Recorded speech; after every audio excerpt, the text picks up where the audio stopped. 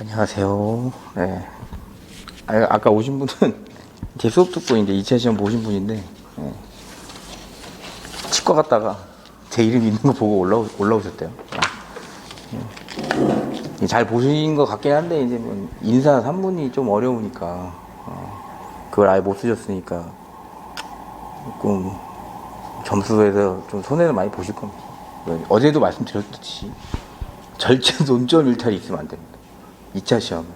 그리고 점점 어려워지기 때문에 논점 일탈이 되면 교수님들이 거의 뭐 너무 좋은 답안지가 나온 겁니다. 채점하기. 안 봐도 되잖아. 그죠? 뭐 모의고사는 다 읽어주고 첨삭자들이 그래도 조금 용기를 북돋아주기 위해서 이렇게 점수를 주고 그러는데 실제는 안 줘요. 안 줍니다. 안 주니까 논점 일탈이 되면 절대 안 돼요. 아예 논점 일탈이 된 것 같다 싶으면 X표 치시고 문제를 한번 베끼는 게 낫습니다. 차라리 헛소리라도 그렇게 쓰는 게 나아요. 답안지 자체가 논점 일탈이 됐다는 게 보이면 점수가 나갈 수가 없어요. 문제도 잘못 읽었구나 이런 생각이 들기 때문에. 근데 문제라도 베껴서 뭐 내 나름대로 뭐 해석문을 좀 쓰거나 이렇게 하면 노력은 했구나라고 해서 1, 2점 주지 않을까요? 그게 좀 맞는 것 같아요. 저 대학원 다니다 보니까 옛날에 이런 거 교수님들이 생각보다 되게 학생들을 되게 무시합니다. 굉장히 많이. 네가 뭘 알아? 약간 이런 느낌이기 때문에 귀여워 보이면 조금 더 줄 수도 있어요. 근데 헛소리 쓰고 있으면 안 돼요. 다른 문제 쓰고 있으면. 그래서 그렇게. 자, 오늘 조문특강 이제 해보려고 하는데 보시면 아시겠지만 제 자료가 이 법제처에서 긁어온 거고, 그리고 제가 편집을 좀 했어요.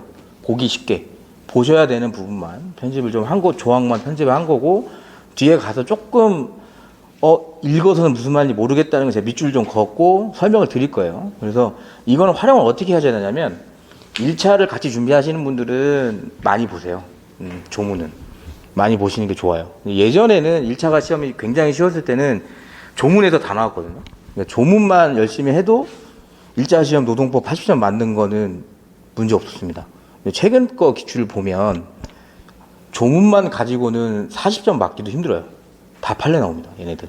그만큼 시험이 어려워졌다는 거예요. 그리고 출제위원님들도 얘네들 1, 2차 같이 준비하는구나, 판례 내도 되겠구나 해서 거의 판례 나와요. 다. 그래서 조문은 많이 눈에 익히세요. 익히면 좋은 점이 뭐냐면 우리가 2차 시험 볼 때 찾는 속도가 굉장히 빨라집니다. 나중에 지금이야 처음 시작하는 분들은 뭐 천천히 찾아도 되는 거 아니야? 근데 나중에 내가 공부하는 게 너무 많으면 문제가 나오면 어떤 느낌이냐면 지금이야 문제를 받으면 이거 어떻게 쓰지? 한 번도 안 해봤는데 이러잖아요. 근데 공부를 많이 하고 시험장에 준비가 돼 들어가면 문제가 나오면 어떤 느낌이 오냐면 시간 내에 이거 어떻게 다 쓰지? 이런 느낌이 옵니다. 그러면 붙어요. 대신 시간 내에 다 써야죠. 쓰다가 뺏기면 끝입니다. 쓰다가 뺏기면 안 돼요. 무조건 어떻게든. 쓰다가 시간이 모자랄 것 같으면 조금 줄이세요. 괜찮아요. 포인트만 써도 막 내려가면 되니까. 그러니까 그렇게 될 겁니다. 내년에 시험장, 2차 시험장 가시면 아마 딱 문제 보자마자 이거 시간 내에 어떻게 쓰지? 이 느낌 오면 감이 되게 좋은 겁니다. 그래서 많이 못 쓸 거예요. 쓰다가 내가 버린 게 되게 많아요. 그러면 붙어요. 거의 붙어요. 그만큼 공부를 많이 했다는 겁니다. 그러니까 조문은 지금 조문특강 만약에 하시는 거를 뭐 진짜 공부 안 될 때 한 번씩 틀어놓고 돌아다니세요. 귀에 꽂으면 되니까. 동영상 들었고 뭐 유튜브에 올려줄 수 있을지 모르겠지만 올려주시면 그것도 그냥 듣고 그냥 돌아다니세요. 그냥 노는 것보다 이게 낫습니다. 우영우 이런 거 보는 것보다 이거 나을 거예요. 그쵸? 자, 보면 이제 우리가 1페이지 볼게요. 1페이지 들어가기 전에 근로기준법하고 노동조합 및 노동관계 조정법이 좀 다른 거를 설명을 좀 해드리고 들어갈게요.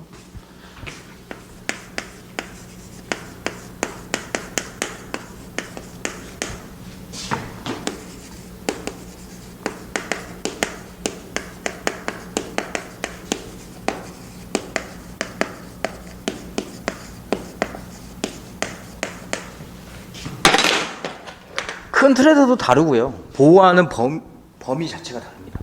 이 근로기준법은 이렇게 생각하시면 돼요. 알바를 생각해 보세요. 우리가 알바는 다 해봤잖아요. 사회생활 경험이 없다고 알바를 해봤으면 나는 그 알바 사업장에 가서 일을 해주고 사장님이 나한테 돈을 주죠.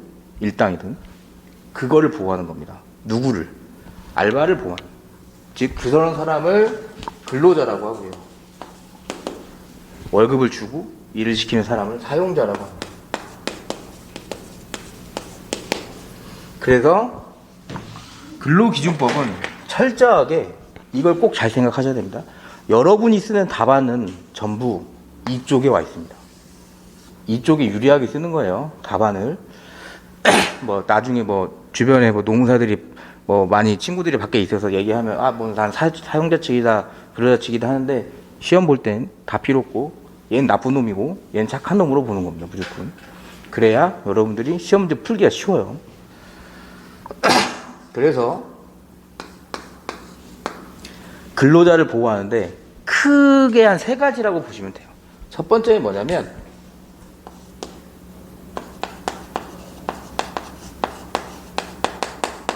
근로계약. 근로계약을 계약서도 써야 되지만 어떻게 근로계약을 체결하는지를 보호를 해줍니다. 왜냐하면 야, 너 와서 일해 하고 근로계약서에는 100만 원인데 30일 다 나와야 돼.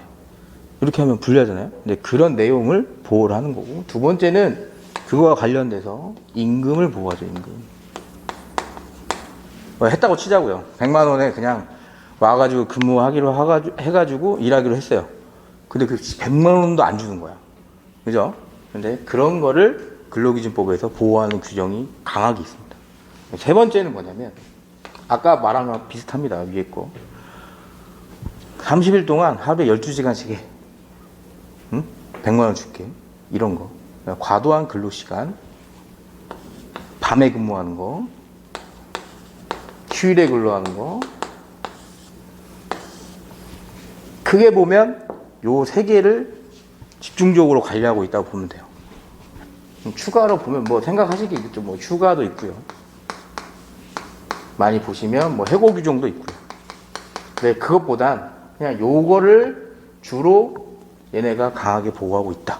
그리고 여러분들이 꼭 알아두셔야 될 건, 여러분 근로기준법은 요건 아시나? 법의 체계가 2가지로 좀 나뉘거든요.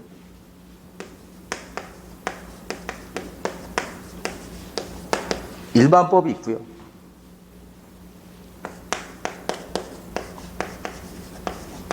특별법이 있어요. 일반법에도 뭐 하위 법규가 있고 상위 법규가 있는데 그건 이제 뭐 우선순위의 문제고, 일반법과 특별법이 있습니다. 일반법은 이렇게 생각하시면 돼요. 헌법, 민법, 형법. 요게 일반법입니다.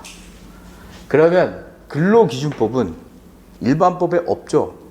그래서 헌법, 민법, 형법을 제외한 나머지 법은 특별법이라고 봅니다. 특별법은 일반법에 무조건 우선합니다. 무조건 우선해요.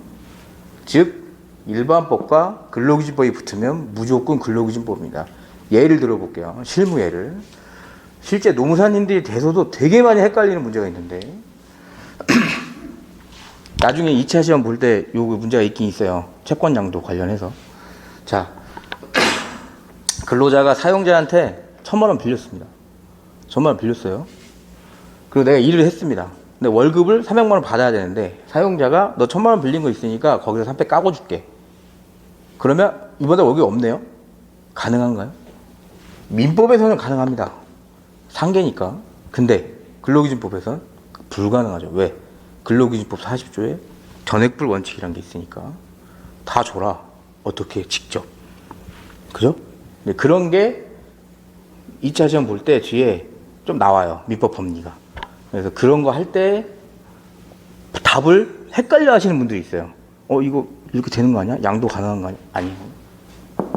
특별법, 무조건 근로기준법 우선입니다. 실제 여러분들이 노무사가 돼서 노동청을 갔는데 이런 사건이 들어오면 열심히 말합니다. 양 당사자의 계약으로 민법상의 계약으로 이렇게 되지 않냐. 그러면 앞에 계시는 그 근로감독관이라고 하거든요. 그 사람이 웃으면서 한마디 합니다. 공부를 다시 하셔야겠어요. 딱 근로기준법 하나로 다 줘야 됩니다. 주고 받는 건 상관없습니다. 근데 안 주면 안 돼요. 그래서 근로기준법은 철저히 여기에 포커스가 맞춰져 있고 여기를 보호하는 쪽이다. 그래서 작년에 나왔거나 항상 노동법에서 우선됐던 문제가 뭐예요? 근로기준법상 근로자에 해당되는지를 문제가 많이 나왔죠. 이게 슈퍼초 A급이었다가 저때 나왔죠. 저때 저 시험 볼 때. 근데 저때 시험 볼 때 에피소드가 있는데 1교시에 딱 1문이 크게 나왔거든요. 그러면 상식적으로 설마 이걸 내겠어라는 생각을 다 했어요. 사람들이. 그래서 논탈이 나요. 생각보다. 그래서 화장실 여러분 2차 시험 가시면 화장실을 조금 천천히 가세요. 왜 그러냐면 끝나고 바로 가면 말을 해 자기들끼리. 뭐 나오지 않았냐? 듣는 순간 나오면 이러죠. 욕하면 안 되지만 아씨 나랑 다르네? 걔도 신경 쓰이거든?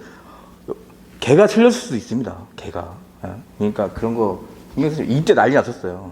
이때 뭐 이거 말고 딴 거 쓰는 거 아니야? 하는 순간 누가 야 병신은 이거 맞잖아. 이거 화장실에서 그 순간 다 무너졌죠. 그 사람은. 그렇게. 그 다음에 노동조합 및 노동관계조정법은 범위가 좀 커진다고 보시면 됩니다. 저건 지금 사람과 사람 간의 관계를 조금 있죠. 근데 요거는 큰 사람이 등장합니다. 기업이 등장하고요.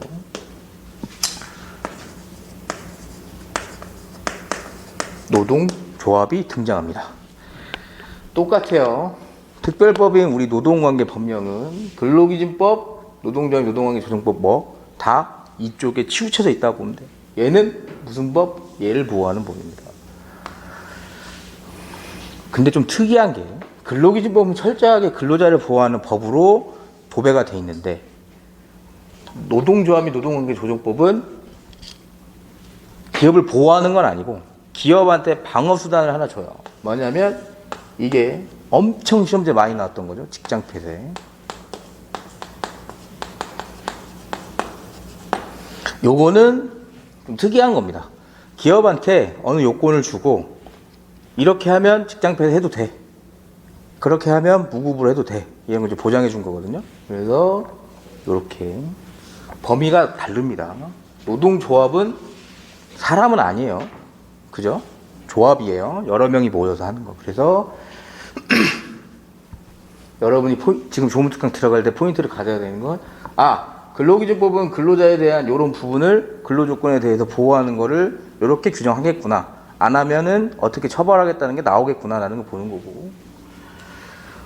노동조합이 노동관계조정법을 볼 때는 얘네들끼리 모여서 노동조합을 만들었는데 어디까지가 노동조합이고 노동조합 설립하려면 어떻게 해야 되고 그 노동조합이 얘는 헌법하고 연결돼 있거든. 노동조합이 헌법상 노동상권인 단결권, 단체 교섭권, 단체 행동권을 할 때 어떻게 해야 되는구나 걸 세부적으로 나타내는 겁니다. 그래서 조문특강은 여러분들이 이제 요 두 개의 법을 가지고 놀아야 됩니다. 체계를 잡는 걸로 생각하시면 돼요. 이렇게. 그래서 볼게요. 안 어려워요. 쓸데없는 건 좀 빨리 넘어가고요. 개념이 필요한 건 자세히 해드릴게요. 자, 1장 볼게요. 1페이지 1장 총칙 보면 목적 있죠. 목적은 가볍게 읽고 넘어가면 됩니다. 아까 말한 겁니다. 헌법에 따라 근로조건 기준을 정함으로써 근로자의 기본적 생활 보장, 향상, 균형 있는 국민경제 발전을 꾀하는 걸 목적한다. 좋은 말 다 써놓은 겁니다. 네? 가볍게 넘어가시면 돼요, 이건. 2조는 중요합니다. 2조. 왜냐하면 2조에 개념이 명확하게 나옵니다. 2조. 자, 근로자. 뭐라고 써져 있어요? 자, 이랑 조문 읽는 법을 좀 말씀드리면 헷갈릴 수 있어요. 여러분. 이렇게 나와 있고 이렇게 나와 있죠. 요건 어떻게 읽어요? 일항, 항. 요건 호입니다. 호. 아셨죠? 이건 목.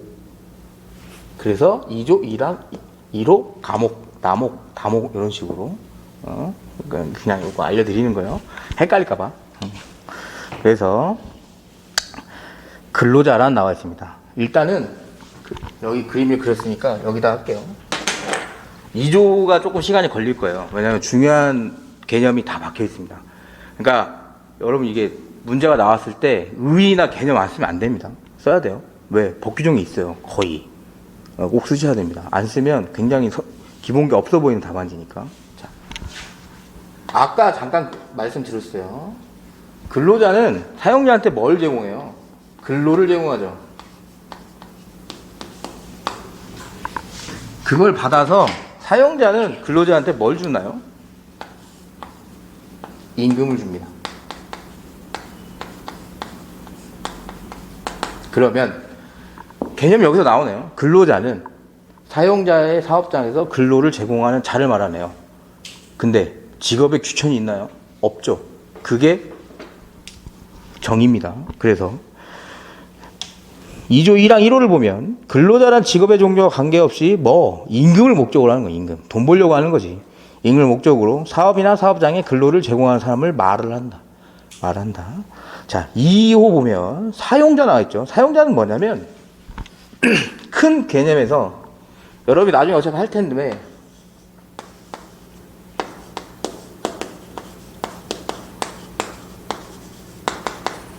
판례가 굉장히 많이 쓰는 말이죠. 여기 하나 더 붙이면 상당한 지휘감독. 이런 상당한 지휘감독을 가지고 있는 자를 말한다고 보면 됩니다. 그래서 2호 보면 사용자란 사업주, 당연한 거죠. 사업장의 대표니까 사업 경영 담당자, 인사권을 갖고 있는 애들이에요. 그 밖에 근로자에 관한 사항에 대해서 사업주를 위해서 행위하는 자입니다. 그러니까 근로자에 대한 사항에 대해서 사업주를 위해서 뭔가 결정할 수 있는 그런 사람들을 사업주라고 합니다. 회사에서 임금이 나가더라도 회사 임금 나가더라도 만약에 이렇게 돼요. S그룹에서 임금은 나가요. 하지만 나는 L이라는 사람의 지위를 받으면 이 사람이 사업주가 될 수 있습니다. 아셨죠? 돈 받는 사람 아니고 실질 사업주를 찾는 거예요. 실질 사업주. 나중에 실무상 가면 그렇게. 3호 보면 근로란 정신, 육체, 노동 다 해당되는 거예요. 당연한 거예요. 자, 4. 근로계약인데, 자, 여러분. 사용자하고 근로자에 대한 개념이 명확하게 나와 있습니다. 근로를 제공하고 임금을 지급한대요. 그러면 그걸 계약한 게 뭐예요? 근로계약입니다. 근로계약. 그래서 그대로 나와 있어요. 근로계약이란 근로자가 사용자한테 근로를 제공하고 사용자는 이에 대해 임금 지급하는 것을 목적으로 한 겁니까? 체결한 겁니다. 계약 자체를. 그렇게. 임금인데 임금은 올해도 통상임금이 나왔지만 굉장히 중요한 논점입니다. 임금이 아닌 건 안 나올 거고요. 문제. 통상임금이냐 통상임금 아니냐가 문제가 무조건 나오겠죠. 그래서 통상임금 제도 볼 텐데 임금이란 뭐예요? 여기 임금 뭐예요? 여고 대가로 주는 겁니다. 근로를 제공한 대가로 주는 거야. 근로를 제공한 대가로 임금을 지급받고 그거와 관련해서 근로계약을 체결한 거니까. 그래서 임금은 그게 정확히 들어가야 됩니다. 여기 보시면 5 보시면 임금이란 사용자가 근로의 대가로 누구에게 줘요? 근로자에게 주는 거고 임금, 봉급 그 밖에 어떤 명칭으로 지급하는 모든 금품을 말합니다. 모든 금품을 말해요. 6호 보시면 평균 임금인데요.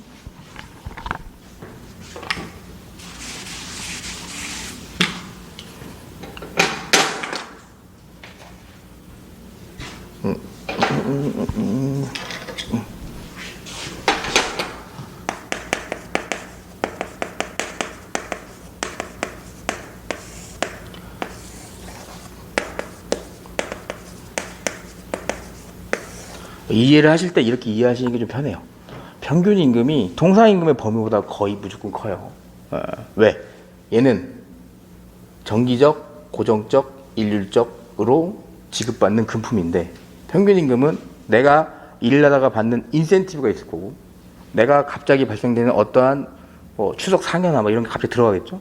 그러면 갑자기 받는 거잖아요.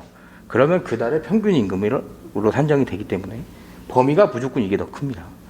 그리고 조심스럽게 예측을 하자면 평균 임금하고 임금하고 같이 봐도 됩니다. 우리 시험상으로. 예, 임금에 해당되면 거의 평균 임금에 해당된다고 보면 돼요. 평균 임금은 뭐냐면 평소에 생활할 수 있는 정도의 임금을 말하는 거예요. 이 사람의 평균 임금이라고 하면. 근데 어떻게 보면 평균 임금의 개념이 아니고 평균 임금을 산정하는 방식을 우리 법조항이 마련해 둔 겁니다. 평균 임금을 산정하는 방식을 마련해 둔 거예요. 보시면 평균 임금이란 이를 산정하여야 할 사유가 발생한 날 이전 3개월 그려가면서 할게요. 헷갈리시니까. 자, 평균 임금을 산정해야 할 발생할 날 사유의 이전 3개월이라는 말은 뭐냐면 산정 사유가 이거 많이 들어보셨을 텐데 퇴직금 산정할 때 평균 임금 많이 산정합니다. 퇴직금. 그래서 본인의 평균 임금이 얼마예요. 그래서 산정 사유 발생일이 있어요.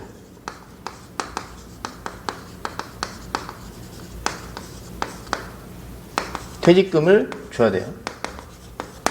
그러면 이때 뭐 이전 3개월 여기서부터 이전 3개월 치고 가는 거예요. 3개월 동안 받은 금품의 총 합계를 보는 겁니다. 3개월 동안 받은 거. 뭐 만약에 이게 9월이죠. 9월이라고 하면 9월 30일이에요. 그러면 이전 3개월이면 8월, 7월, 9월 이렇게 되겠네요. 30일부터 가니까 7, 8, 9 되겠죠? 3개월.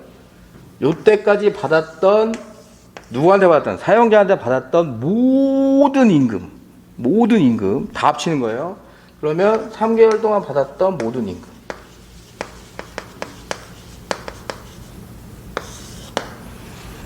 그거를 그 기간의 총 일수로 나누는 겁니다. 그 기간의 총 일수가 뭐예요? 지금 3개월이라며. 이전 3개월이라며. 그러면 이전 3개월 동안에 총 일수로 나누면 되겠네요. 9월은 30일, 8월은 31일, 7월도 맞나? 이렇게 되거든요. 7월도 31일, 92일. 에? 그럼 분모에 뭐가 들어가요? 92일이 들어가요. 7월에도 300, 8월에도 300, 9월에도 300이면 그러면 딱 안 떨어지니까 7월에는 300, 8월부터 310, 9월부터 310 이렇게 받았어요. 그럼 920 받았네. 그죠? 그럼 여기에 920만 원 들어. 그러면 그 기간의 총 일수로 나누면 뭐가 나와요? 92 나오면 뭐 얼마요? 10만 원인가? 거기 나오면 10만 원. 수학을 못해요. 산수도 못해가지고. 이게 뭐예요? 여러분. 평균 임금 앞에 뭐가 숨겨져 있어요? 1일. 여러분, 평균 임금은 전체적인 평균 임금 이게 아니고 1일 평균 임금을 구한 겁니다. 퇴직금 어떻게 산정돼요, 여기서? 실제 뭐 실무에서 퇴직금 구하라고 하면 다 네이버 계산기 두드려 버리니까 실무에는 모르거든요. 근데 알아두면 이해하기 되게 편합니다. 우리가 법조항에서 말하는 평균 임금은 일일 평균 임금을 구하는 거고 퇴직급여 보장법에 보면 퇴직금은 1년의 근로기간에 대해서 최소 30일분의 평균 임금을 주라고 되어 있습니다. 그래서 뭐예요? 여기에 30일을 곱하면 1년의 근로에 퇴직금이 나오는 거예요. 그래서 뭐예요? 1년이라면 한 달치 월급이 퇴직금이다. 이 말이 여기서 나오는 겁니다. 아셨죠? 어렵지 않아요. 그래서 우리들은 평균 임금이 다 일일 평균 임금이라는 거 알아두면 돼요. 자, 7호 보시면 일주란 휴일을 포함한 7일 말이에요. 이게 뭐 이 휴일에 대해서 7일로 산정한 그 판례가 하나 나와가지고 그때 뭐 시험 문제 나오나 마나 했는데 근데 어떻게 보면 당연한 건데 판례가 한번 짚어줘서 나오나 마나 했는데 이제 안 나옵니다. 이런 건. 8번 보시면 소정 근로 시간인데 제 50조, 제 69조는 뒤에서 볼 거예요. 뭐 139 이런 거 다 필요 없이 소정 근로 시간은 뭐냐면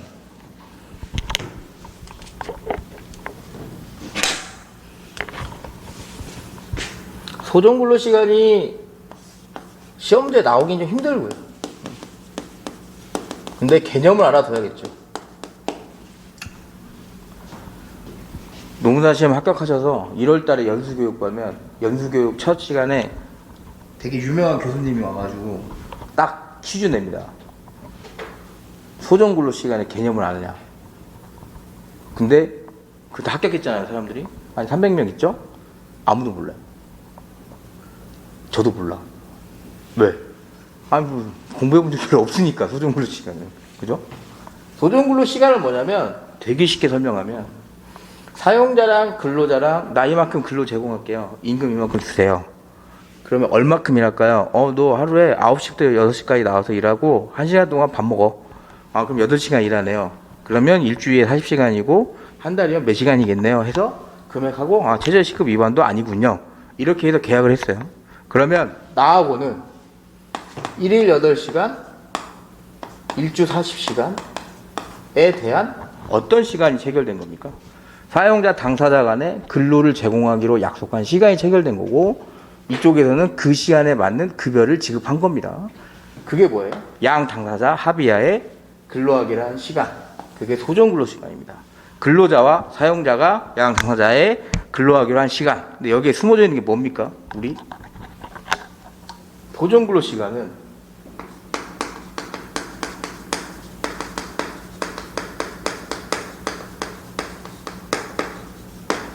소정 근로 시간은 법정 근로 시간 내에서 체결되는 겁니다. 그러면 아니 뭐 하루에 9시간씩 일하는 사람도 있잖아요. 일을 8시간 넘으면 1시간 연장 아니에요?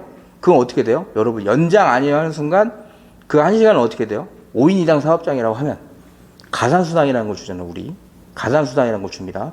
그러면 연장 근로인 거지 소정 근로가 아닌 거예요. 그건 지금 연장 근로 시간이라고 해서 뒤에 근로 시간을 따로 보호를 하고 있기 때문에 그건 소정 근로 시간이 아닌 겁니다. 즉 소정 근로 시간은 법정 근로 시간에서 당사자 사이, 양 근로자와 사용자 사이에 근로를 하기로 한 약정한 시간을 말하는 겁니다. 소정 근로 시간. 그렇게 이해하시면 돼요. 생각보다 잘 모릅니다. 저거. 소정 근로 시간은 법정 근로 시간하고 똑같다 하면 맞는 말이에요, 틀린 말이에요? 실제 1차에서 나온 문구인데요. 법정 근로 시간과 소정 근로 시간은 같은 의미다. 맞는 말입니까? 근데 이거 찍기도 돼요. 상식적으로 생각해봐. 다르니까 말이 다르겠지. 그죠? 틀린 말이죠. 왜? 소정 근로 시간은 일일 7시간도 될 수 있습니다. 그죠? 일일 8시간 될 수 있죠. 법정 근로 시간은 일일 8시간, 일주 40시간 확정입니다. 그 안에서는 뭐다? 연장, 가산수당 안 주겠다고. 그러니까 다른 말이라는 거예요. 다른 말. 그걸 정확하게 아셔야 돼요. 그래서 이렇게 구호 보시면 단시간 근로자라고 나와 있는데, 여러분 단시간 근로자는 우리 시험에서 나오기는 좀 힘들지만 이렇게 생각하시면 돼요. 일주 소정 근로 시간이 일반 근로자보다 좀 짧은 사람, 그렇게 보시면 됩니다. 그러면 그 사람을 조금 유식한 말로 하면 통상 근로자라고 표현해요. 내가 사업장에 갔는데 다른 사람은 다 9 to 6인데 나는 오후에만 근무하고 빠지는 거예요. 그러면 일반적인 사람, 여기 있는 직원들은 다 9 to 6구나. 근데 나는 근로시간이 좀 짧죠. 그게 단시간 근로자라고 보시면 됩니다. 그래서 일주 동안 소정 근로시간이 그 사업장에서 같은 종류의 업무에 종사하는 통상 근로자의 일주 동안 소정 근로시간에 비해 짧은 근로자를 말합니다. 헷갈리시면 안 되는 거, 초단시간 근로자하고는 다른 의미입니다. 1차 시험 볼 때 이거 엄청 헷갈리게 되는데, 초단시간 근로자는 뭐예요? 일주 소정 근로시간이 15시간 미만인 사람입니다. 15시간 미만인 사람 뒤에 나와요. 그러니까 1차 시험에서는 무조건 이거 구분하셔야 됩니다. 단시간과 초단시간은 다른 의미입니다. 그렇게. 이 항은 무슨 말이냐면 제1항 6호에 따라서, 그러니까 평균 임금에 따라서 산출된 금액이 그 근로자의 통상임금보다 적으면 통상임금을 평균으로 한다 이겁니다. 적을 일이 거의 없는데 어떤 경우에 이러냐면, 이건 이해 안 되면 그냥 넘어가시는 거예요. 설명만 해드릴게요. 지금 이해 안 돼도 어차피 곧 이해됩니다. 공부하다 보면. 일당직이 있습니다. 일당직인데 이 회사에 3년을 근무했어요. 만약에 나오면 하루에 8시간씩 근무를 해요. 근데 일당이 20만 원이야 만약에. 근데 근무가 한 20일밖에 없어요. 그죠? 이런데 오랫동안 근무를 했기 때문에 평균 임금으로 산정하면 그냥 근무일 수가 아니고 31일을 기준으로 산정을 하겠죠. 그럼 금액을 나눕니다. 400 받았죠? 400 받았어. 이게 평균 임금이에요. 만약에 이거 어차피 3개월치를 해서 하면 뭐 92일 하면 되니까 이렇게 할게요. 92일에 1200 맞나? 3개월 1200. 근데 하루에 8시간 일당직에서 20일이면 통상임금은 209시간으로 나누거든요. 설명을 해드릴게요 나중에.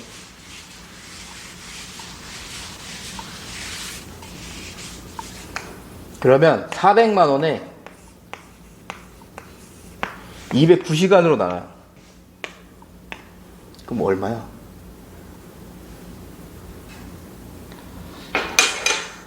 일 평균 임금이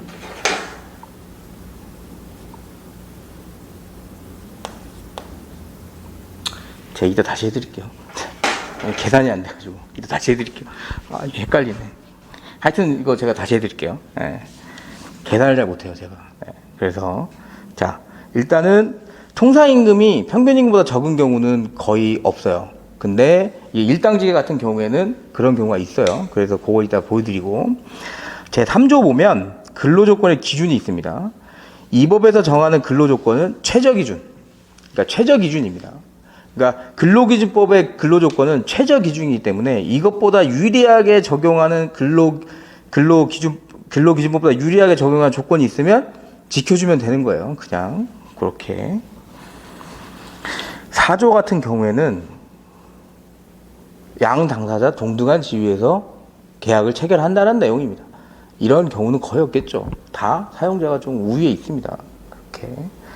5조 보시면 근로조건의 준수, 근로자 사용자가 각각 단체 협약 취업 규칙과 근로계약을 지키고 성실하게 이행할 의무가 있다. 그냥 당연한 말 써주는 거예요. 당연한 말. 넘어가세요. 넘어가시면 균등처우 관련해서 있는데, 뭐 이게 시험지에 나온다는 말이 있는데 판례가 하나 있긴 있습니다. 근데 글쎄요, 아직까지 나올 확률이 좀 더 적은 것 같아요. 그래서 알아만 두세요. 알아만 두세요. 균등한 처우 같은 경우에는 이거예요. 성국신사라고 외우시면 돼요. 성별, 국적, 신앙, 사회적 신분. 근데 이제 사회적 신분에 관한 판례가 하나 있습니다. 나중에 여러분들이 기회가 되면 보실 텐데, 이거는 이해가 돼요. 지금 남녀, 성 안 되지. 차별, 국적, 나라가 다르다고 차별하는 거 안 되죠. 신앙, 종교의 자유가 있죠. 우리는 헌법에. 그것도 안 돼요. 근데 사회적 신분이 뭐지? 우리가 뭐 인도도 아니고 카스트 제도가 있는 것도 아니고, 사회적 신분이 뭐냐면, 그 사회적 신분은 판례가 이렇게 봐요. 이거 괜히 해가지고. 판례가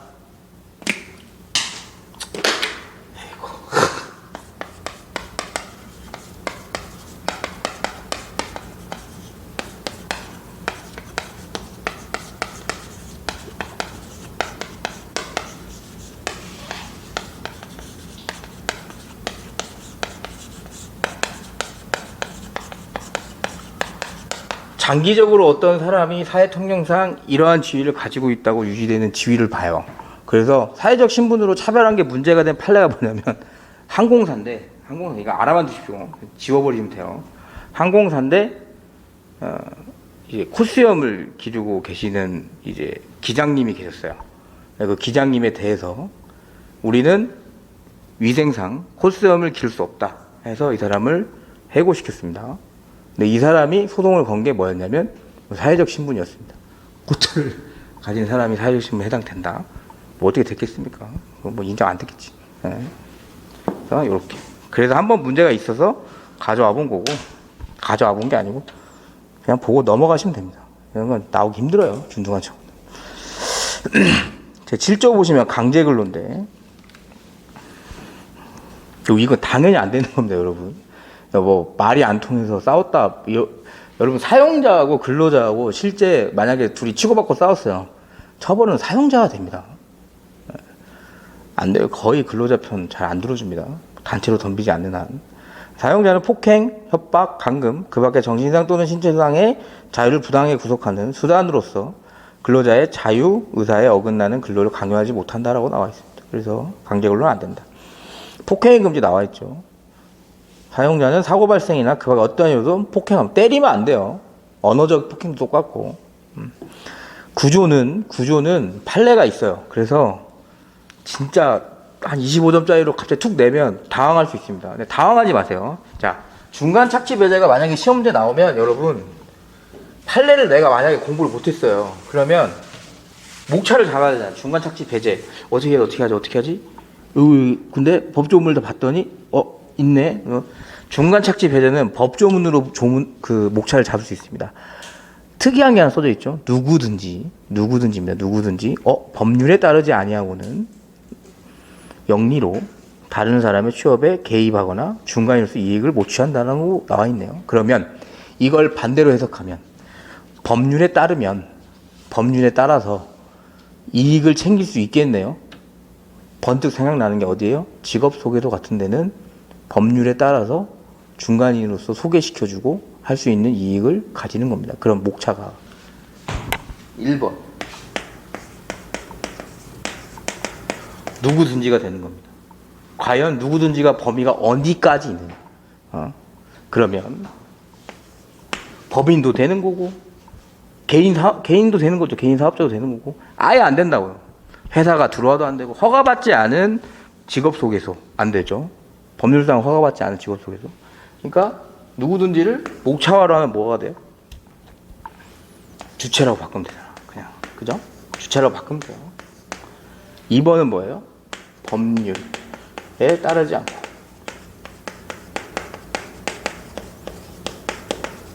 목차로 나누면 뭐가 돼요?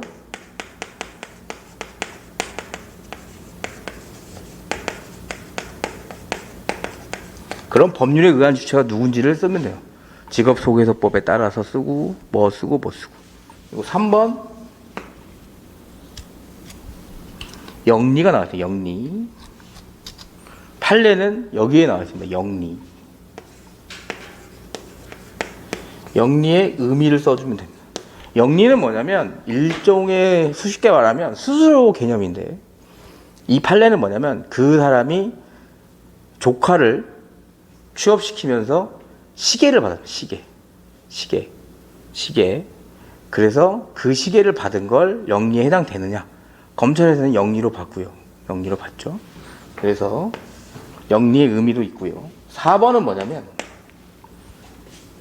나오면 진짜 머리 아파요. 취업의 개입.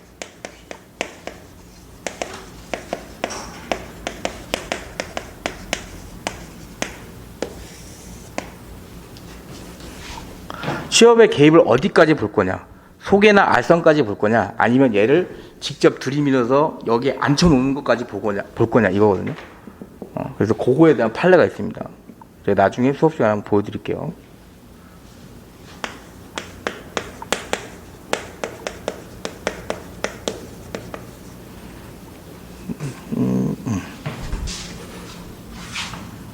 중간인의 개념 정도 쓸 수 있겠죠? 어디까지가 중간인의 개념이냐?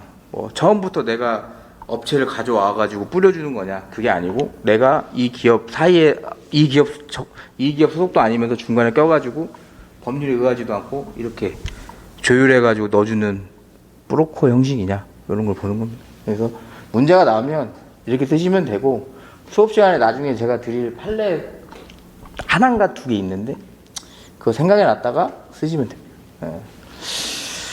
D급 정도 돼, D급. 나온 적은 없어요. 나올 수 있어, 제가 봤을 때. 그래서 그렇게. 10조 보시면 공민권 행사인데 공민권 뭔지 아시죠? 공민권 선거. 피선거권도 있는 거예요. 선거. 그래서 사용자는 근로자가 근로시간 중에 선거, 그 밖에 공민권 행사 또는 공익직무를 집행하기 위해 필요한 시간을 청구하면 거부하지 못한다. 다만 그 권리 행사나 공익직무를 수행하는 데 지장이 없으면 청구한 시간 변경할 수 있다. 여기에 숨어 있는 거는 뭐냐면 1차 시험에 나왔던 것 같은데, 공민권 행사는 여러분 유급입니까 무급입니까? 조항에 유급이라고 있어요? 없죠. 무급이 원칙입니다. 무급이 원칙이에요.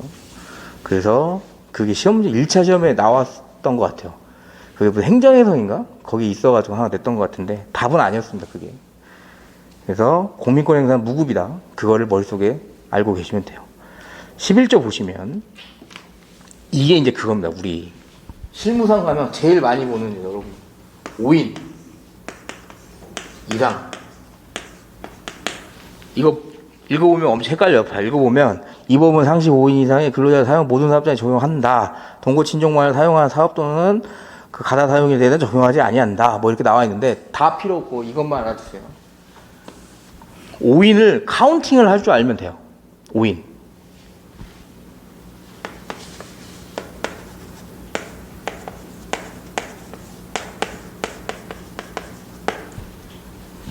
여기 사업장에 근로자 몇 명? 근로자 몇 명이에요, 여기 사업장에? 5명? 근로자 몇 명? 4명입니다, 4명. 왜? 얘 누구야? 아까 2조에 사용자. 그죠? 이렇게 보는 거예요. 헷갈리면 안 됩니다. 헷갈리면 머리 아파요. 우리 시험은 아직 안 나올 겁니다, 이런 거. 근데 알아두면 좋으니까. 대표는 개념상 사용자이기 때문에 근로자가 아니에요, 아예. 그 다음에 근로를 제공하고 임금을 지급받는데 근로자처럼 안 보는 사람이 있습니다. 그게 여기 나와 있는 2명이에요. 동거친족, 그 다음에 가사 사용인은 이 법의 적용을 받지 않아요. 동거친족, 가사 사용. 근데 여러분 숨어 있는 게 동거친족만을 사용하는 사업장입니다. 동거친족만을 사용하는 거예요. 자, 그러면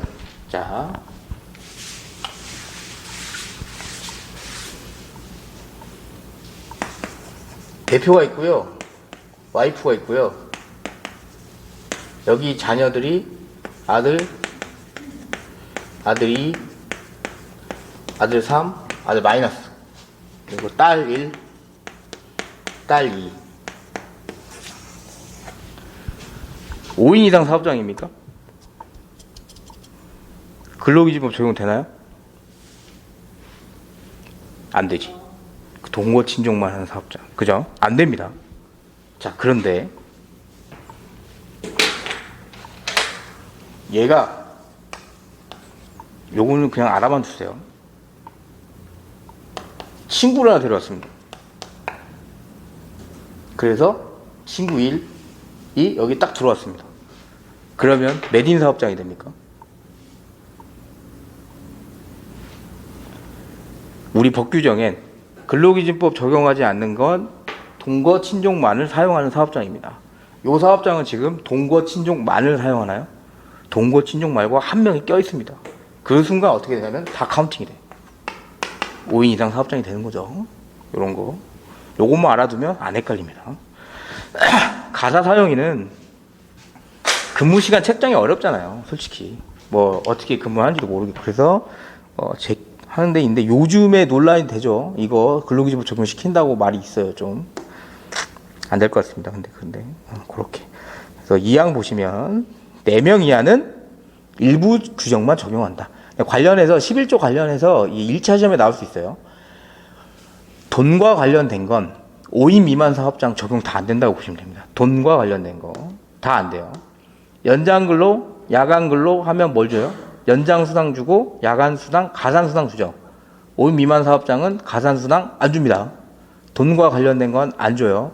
근데 돈과 관련된 거 딱 하나 있습니다. 5인 미만 사업장 적용되는 거 이따 뒤에서 할 건데, 해고 예고 수당은 5인 미만 사업장도 해당됩니다. 왜 헷갈리냐면 1차 시험에 이 문구가 왜 많이 나오냐면, 여러분 부당해고 구제 신청은 5인 미만 사업장에서 할 수 있나요? 부당해고 구제 신청 안 됩니다.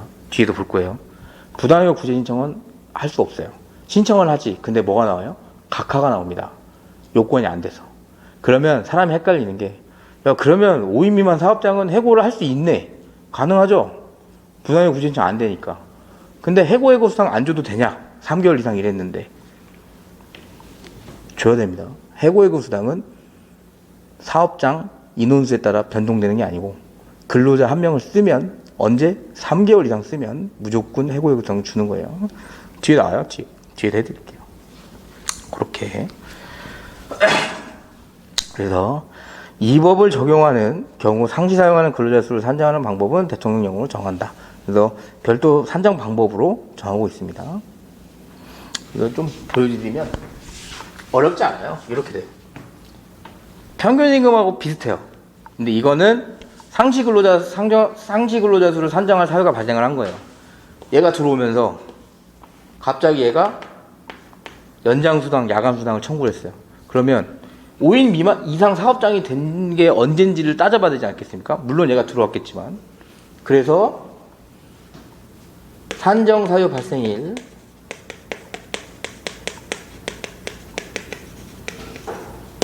이전 1개월 이게 분모로 갈 겁니다. 1개월 동안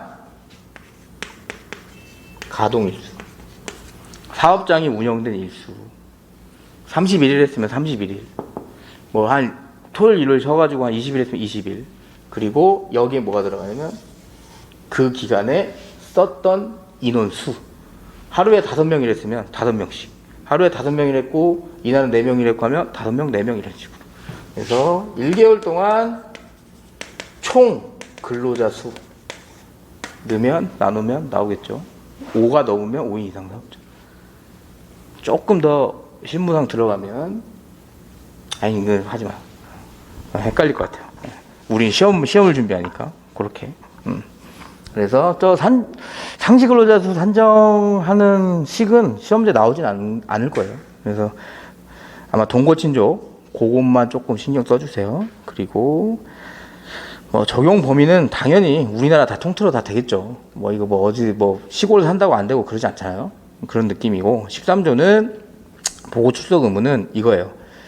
만약에 신고가 들어갔어요. 노동위원회나 노동청에 나와라 이겁니다. 나와라. 그리고 14조는 이건 이제 취업규칙 관련해서 취업규칙 게시 의무가 있습니다. 그래서 뒤에 또 나올 겁니다. 그래서 널리 알려야 된다. 기숙사에 대한 규정이 있으면 그것도 알려야 된다. 그렇게 하시고 잠깐 쉬었다가 근로계약부터 좀 할게요. 아마 뒤에부터 좀 빨라질 겁니다. 앞에 정의가 있어서 그렇지. 네.